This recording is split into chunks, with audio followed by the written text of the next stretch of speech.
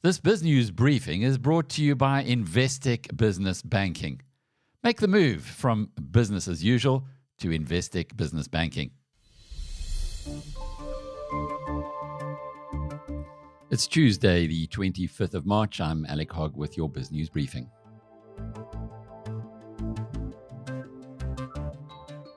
Well, on the BizNews TV channel, we're still digesting all of those keynotes, all 28 of them from earlier this month, the BizNews 7th conference, what we call BNC 7. And at the conference, Helen Zille, the federal chair or the chair of the federal executive of the Democratic Alliance, told us that the age of coalition politics has just begun. Well, with the GNU partners locking horns over the still not universally accepted budget, a new area has emerged for potential conflict. That's on who South Africa's next ambassador to the United States of America will be. Our partners at Bloomberg spoke this morning to the DA's shadow minister of international relations. The presidency in South Africa is delaying putting together a formal coalition government delegation. The Democratic Alliance, in light of the urgency around the situation, decided that myself and Andrew Whitfield would travel to Washington. We met with Marco Rubio, the Secretary of State's senior political counselor. We met with the National Security Council advisors on Africa. We met with the chairpersons of the House Foreign Affairs and Africa subcommittee, as well as ranking Democrat and Republican senators on those same committees. We were trying to find out from decision makers at both Congress and the White House what would be required from South Africa in terms of various foreign policy concessions that they would consider to be suitable in terms of de-escalating these increasing tensions. And we also, at the same time, wanted to provide factual, accurate information in regards to expropriation without compensation and race-based legislation. So then what comes next? Has there been discussion around who will be the next ambassador in these discussions, and not just in the White House, but also within the government of national unity? So I think this is the important point, is that we now have a coalition at the national government level in South Africa. The former Liberation Party that governed South Africa for 30 years, the African National Congress, received 39% of the vote. They no longer have a monopoly on foreign policy. Right. So we as the DA have called, we released communications last week saying that we are calling on the presidency to initiate a formal foreign policy realignment and rehaul discussion at the national executive level, the cabinet level, and that we are requesting, whilst the constitution in South Africa is indeed clear that it is the president's prerogative, our founding statement of intent that codifies how the coalition will work states that there needs to be sufficient consensus in regards to any policy-related decisions. So we are asking that the DA, as the second largest stakeholder, now has a voice in terms of making sure that the appropriate appointments are made instead of politically connected cadres, as has been the case for 30 years. So that means no one has been named at this point in time. No one has been named. I know that there are a number of names that are doing the rounds. That is bound to happen. We believe that the situation is indeed urgent. A new ambassador who is appropriately qualified and skilled must be appointed as soon as possible. It's a big story, that one. Helen Zille was quoted recently as saying that she thinks Tony Leon would be a good ambassador. It'd be very hard to find someone better than him, given the man's intellect and understanding of the South African political scenario, as well as his global insights. Jacob Zuma's MK party recorded a historic victory last week in a by-election. It won in Saldanha Bay in Ward 1. It wiped out the long-standing position that the ANC had in that ward. It pulled the ANC down from 54% to 31%. The MK came from nowhere to 44%. This is the first time that Jacob Zuma's party has won anything in the Western Cape. I spoke to Saldanha Bay's Executive Mayor Andre Truter this morning to get some context. I was there and I was looking at the three stands, ANC, EFF, MK. And I thought to myself, well, it is the same thing. It is the same mother body with two splits or two breakaways. I think one mustn't overanalyze it. Mr. Biko ran a good election, but he's an old ANC councillor. That is a historical ANC ward, and he is an ANC councillor. In fact, he was a councillor in that ward, and it was before my time, but I believe a very successful councillor in that ward. So I think they had the best candidate. I think it's possibly the candidate that won the award and not necessarily the party. It is a very interesting breakdown of the councillors in the Saldanha Bay municipality, where you guys at the DA used to have over 50%. Now you've got just under 50%, 13 of the 27 councillors. But you've been mayor there since the November 2021 election. Who's supporting you of the other parties? So we've got one councillor from the Freedom Front, which is our alliance partner. Saldanha's never a boring place. There were some good signs in last year's election. If you look at our count then, although it was a provincial and national, we were just over 51%. So there were good signs. But Saldanha is actually, if you look at its makeup, it's actually been a good council. And has maybe fought at times, but we've also agreed on times on things that matter. And we've just received our Ratings Africa results again, and Saldanha Bay together with Swartland had the highest points in South Africa, knocking Midvaal off their first spot. So 2 years ago when we spoke, we were number one for the first time in the country. And last year we were number 2, and this year number 1 again. But most importantly, Saldanha Bay moved up every single year in their points. So we're not in a competition with others. We're not in a competition with accolades. We're in a competition with ourselves to keep proving to ourselves that we collect our money and we spend it well, and we stop that there's any corruption, and that we are an accountable, responsible municipality. Andre Truter is a former detective with the South African Police Services. So when he talks about corruption, you kind of get it. Interestingly enough, it is the top municipality in South Africa now for the second time in 3 years. So they are doing things that the voters in that municipality are appreciating. In the election last year, the national and provincial election last year, the DA got 51% of the vote. So they'll be hoping that they can hold on to that when the local elections occur towards the end of next year or early in 2027. But Mayor Truter and his team are not exactly celebrating right now, because over the weekend there was a tragedy that has hit international headlines, and very much so the aviation community here in South Africa, when the highly experienced pilot Colonel James O'Connell, an ex-SAF pilot and one of our top test pilots here in South Africa, died in a crash. Here is Mayor Truter's eyewitness account of what went on. We were about to leave. We suddenly had a relief in the weather, and the clouds went up a bit. The ceiling was higher, and we even had a bit of sunshine. And I heard the birds starting up, and I said immediately to my wife and to Neil, I think we should watch this. This is so beautiful. She came past us, warmed up, took off in a northerly direction, and did one or two passes. And then she came from the Jacobsbaai side, from the western side, flying towards the eastern side over the airshow. And the first thing that I noticed is that one of the landing gear was out, and then as it turned on its back in the roll, I saw that all the landing gear was out. And I was a little bit, I believe now it's called a dirty roll. I was a little bit perplexed, because to me it looked like his airspeed was fairly low. but I'm not an expert. I cannot speak on that.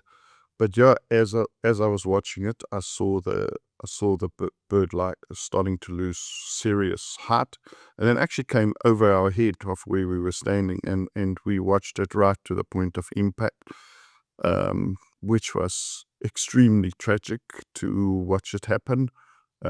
Very shocking for all of us. I immediately ran for my vehicle, and our fire station is right on the airport, our new central fire station.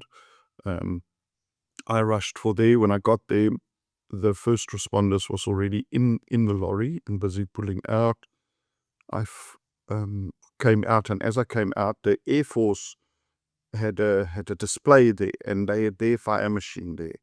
And these guys just jumped into their vehicle, took it out of the display, came across, and joined our fire engine.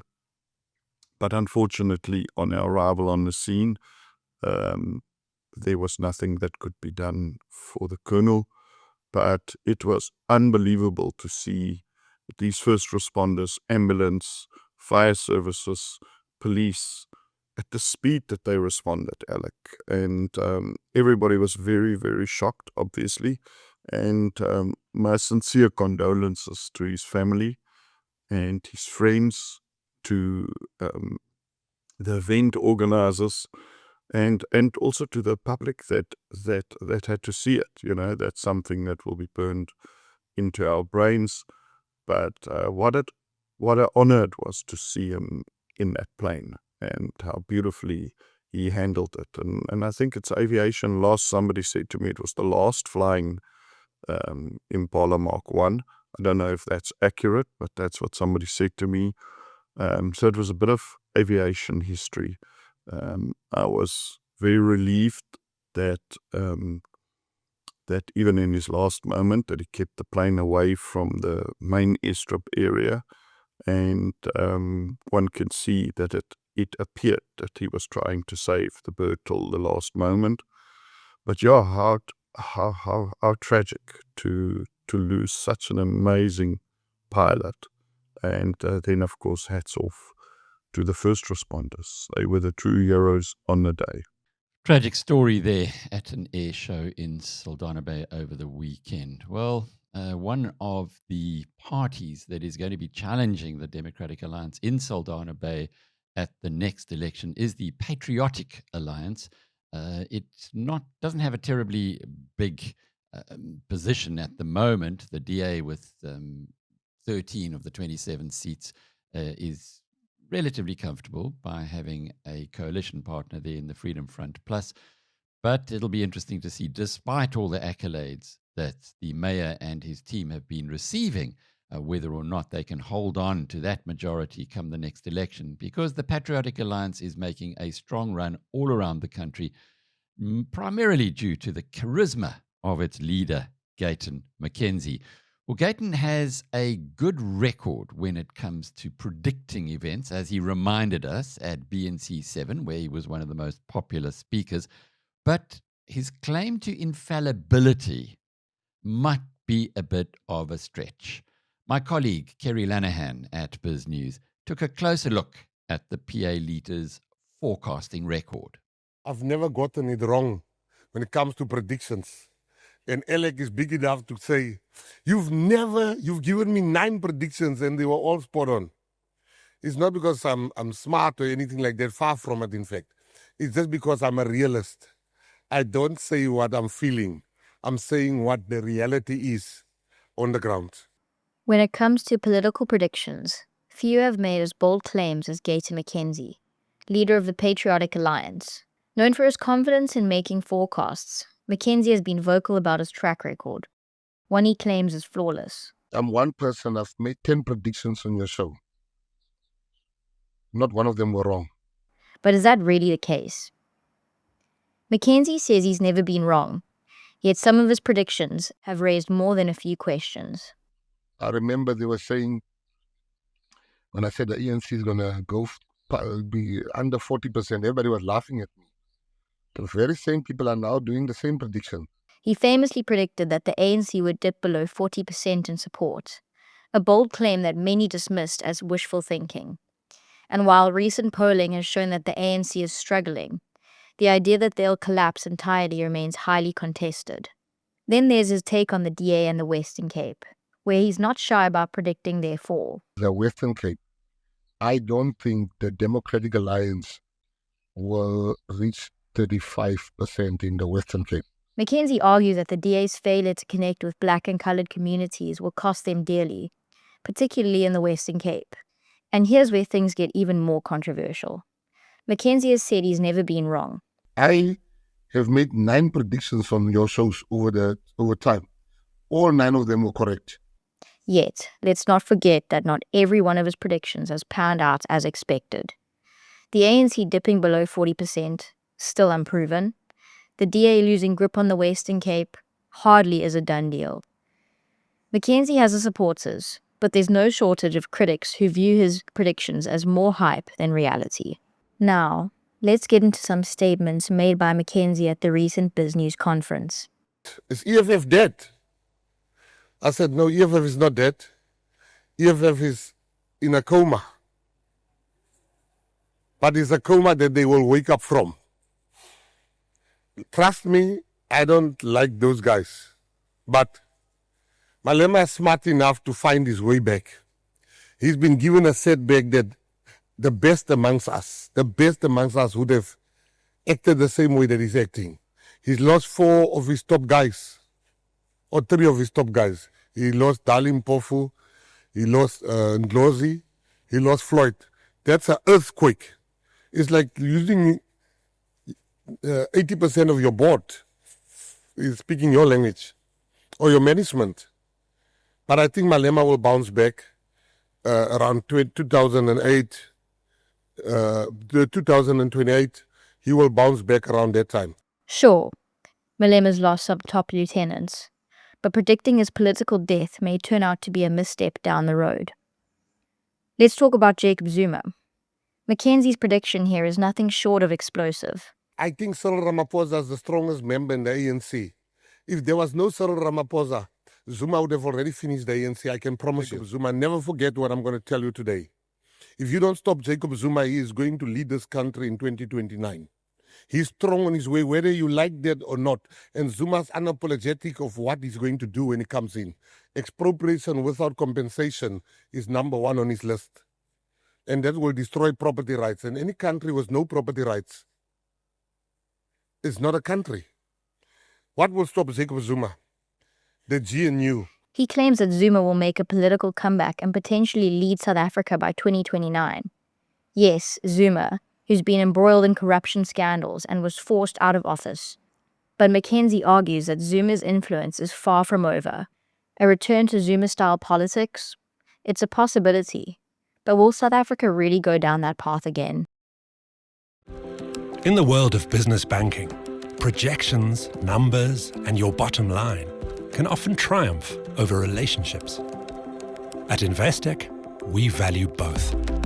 That's why we understand that running a successful business takes endurance, drive, and partners who are willing to walk the journey with you. Make the move from business as usual to Investec Business Banking. Out of the ordinary. At Sun Exchange, we make going solar simple, profitable, and completely risk-free. Join over 100 satisfied South African customers already enjoying the benefits of risk-free solar. Start saving today. Visit sunexchange.com and join the solar revolution. Great work, Kerry. Well, somebody else who's pretty popular amongst the BizNews tribe is Elon Musk. And not surprisingly, not just here, but all over the world, he is a very famous figure. He is the richest man in the world by a long way. Although his net worth, get this, is down $100 billion this year so far, he's still more than $100 billion ahead of the number 2, who's Jeff Bezos. His net worth is about 84% of South Africa's GDP. So take all the money spent in South Africa in a year, imports, exports, what you and I spend, private consumption, expenditure they call it, government spending, put it all together, and you take 84 cents in every rand spent. That's what Elon is worth today. Extraordinary successful entrepreneur. But the biggest part of his wealth is not where you think it is. It actually comes from SpaceX, and a big chunk of that is Starlink. Starlink, which is being denied to South Africans because of our BEE laws. Not that Elon's worrying too much. He's just been given approval to launch in India and Bangladesh, both of which are many times bigger than South Africa. And you're talking about another 1.5 billion people in the world. We've got 60 million here who are now going to have access potentially to Starlink. Our colleagues at the Financial Times of London had a look at all of this. And in this morning's FT News briefing, the host, Mark Filipino, spoke with Rafe Uden. SpaceX, the company founded by Elon Musk, is riding high in the extraterrestrial race. The best example of that might be Starlink. A big chunk of the world relies on the satellite internet service, but there are growing concerns over Musk's closeness to U.S. President Donald Trump and whether that's now a liability for Starlink. The FT's Rafe Uden has been looking into this, and he joins me now. Let's hear the good news first. Just how well has Starlink been doing in recent years? Effectively, Starlink is the dominant provider for what we call low Earth orbit constellation systems, these sort of satellite networks that provide broadband to hard-to-reach areas. The company has about 7,000 satellites up in space at the moment. And then beyond that, it has a raft of federal or government contracts. And then you get a span of private contracts. So a number of telecom providers, major airlines. It also plays a critical role in Ukraine on the front lines. So really, it's the leading player in this space. Starlink has been around for a bit, but Musk's relationship with Trump is kind of new. How has the business benefited from that relationship? Yeah, so a good way to think about this is how was Starlink impacted by the previous administration? So under the Democrats, the Federal Communications Commission Chair Jessica Rosenworcel had raised concerns about Starlink's dominant position in the market when she was asked about why Starlink had been sort of blocked from a major sort of rural broadband contract. Now, what we're seeing under Trump is that narrative around Starlink is shifting. The FCC is making overtures, and we reported last week that the head of that rural broadband program had been told to consider Starlink. So what we're seeing is that effectively, under Trump, Starlink could start to play a more prominent role in terms of US federal contracts that had previously been barred or excluded from. Now, how big of a boon is this for Musk personally? Like, how much of his wealth is tied to Starlink and SpaceX? So what we've been seeing is that amid all of the protests and uproar about Musk, he's been impacted most at Tesla, the EV car maker. Sales have slumped in Europe.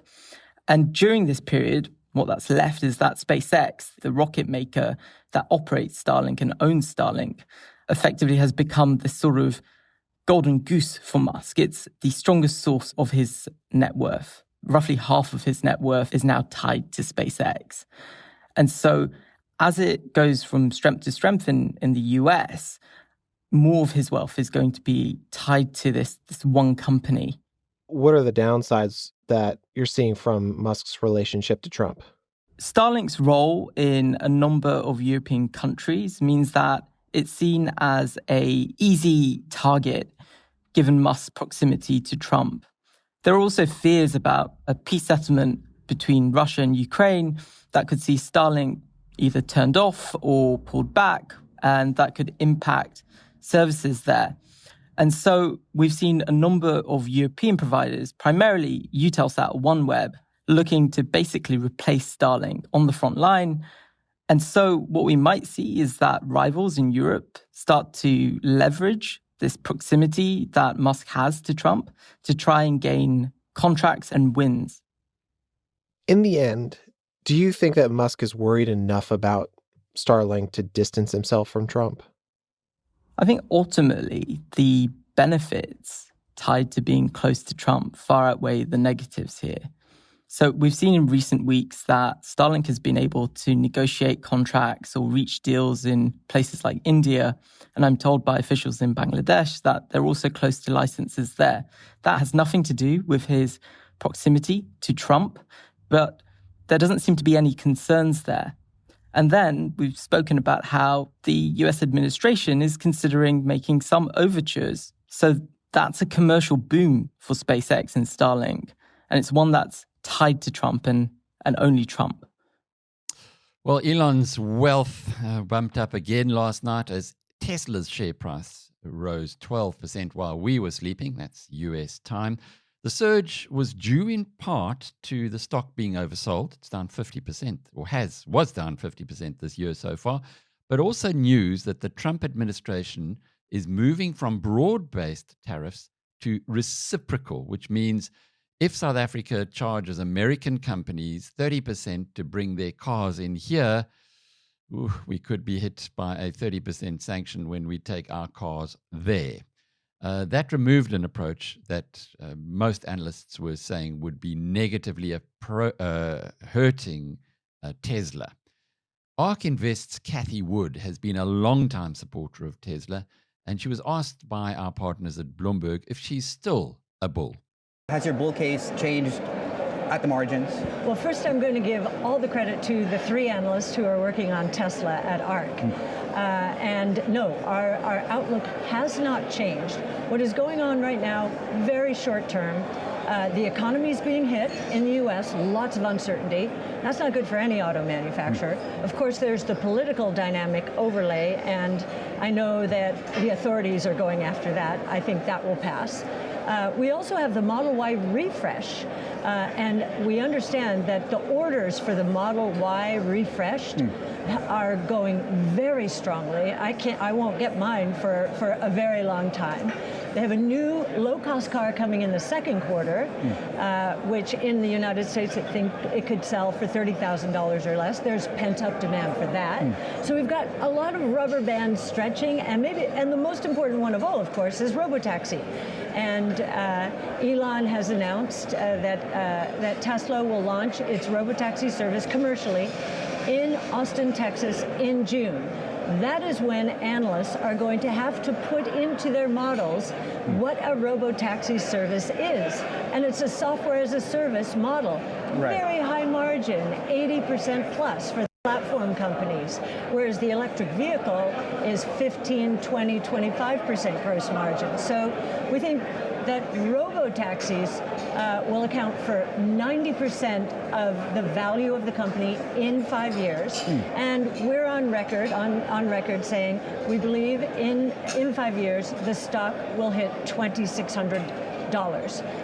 And that's not even including humanoid robots, which are now moving into the Tesla ecosystem much faster than even we expected. So more than a tenfold increase just from robotaxis. So. You're not concerned over, let's call it noise, because of Elon Musk's role with the government, for example, and how that may or may have not contributed to the risk premium of the stock? Yes, I think this is one reason the stock is down 50%. It's been cut in half.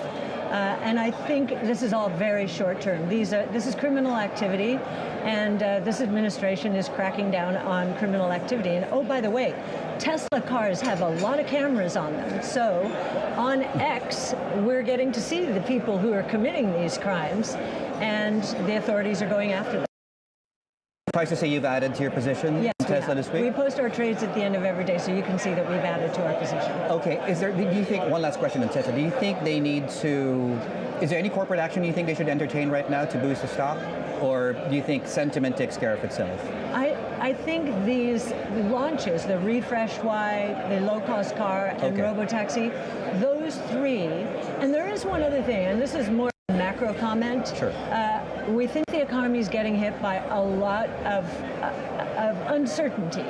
And I think a lot of people are scared for their jobs in the U.S. Anyone involved with the government, so federal, state and local, or quasi-government in the healthcare and education space, that could be as much as 30% of the labor force in the United States. And then we've got AI as another layer of uncertainty. We're seeing middle management teams actually being let go because of the productivity gains associated with AI. Their bosses can handle more and more and more over time. So that's another source of uncertainty, but we think that is going to play out positively longer term. Technology and breakthroughs in technologies are always associated with new jobs that we can't even imagine. Right. Kathy Wood from ARK Invest. We think that she's got an inside track into the future. Not everybody else agrees. Well, this has been your BizNews Briefing. I'll be back again tomorrow. Until then, cheerio. This BizNews Briefing is brought to you by Investec Business Banking. Make the move to private banking service now for your business.